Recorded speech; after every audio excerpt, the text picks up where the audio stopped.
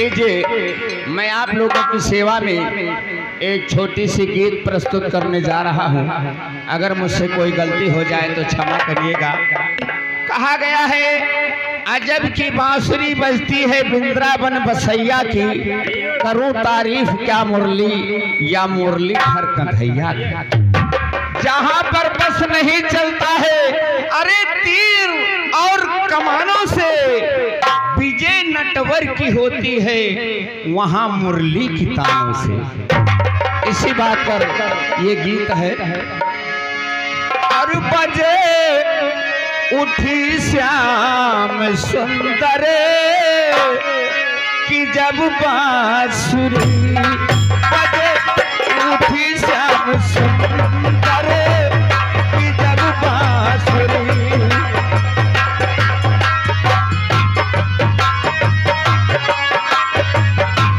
देखिए, ये 10 रुपए का आशीर्वाद पुरस्कार के रूप में मिला है, माननीय दादाजी ने दिया है। मैं अवध संगीत पार्टी की तरफ से इसका स्वागत करता हूं। शायद ये गीत दादा को पसंद आएगा।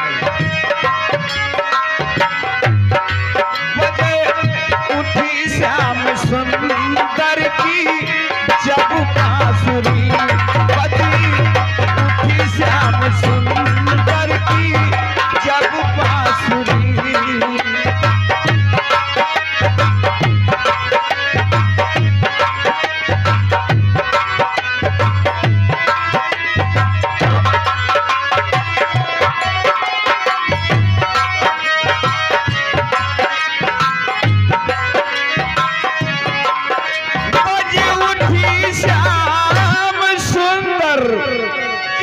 मधुर बांसुरी,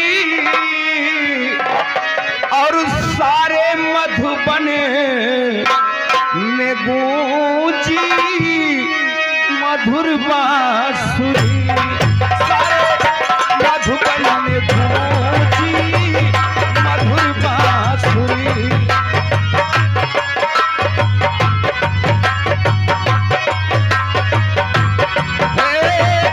मधुर बांसुरी श्याम मधुर बांसुरी, बजे उठी श्याम सुंदर की जब बांसुरी।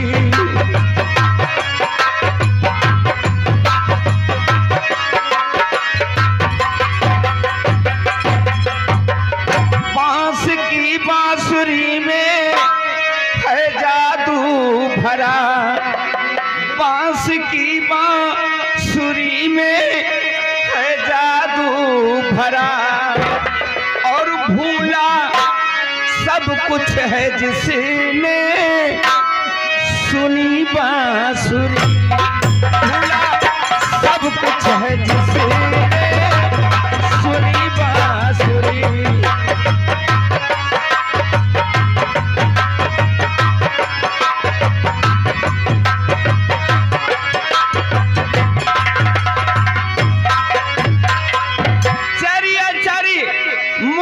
जाते हैं सुन बांसुरी, और ऐसी मोहन की बजती मधुर बांसुरी, ऐसी मोहन की बजती।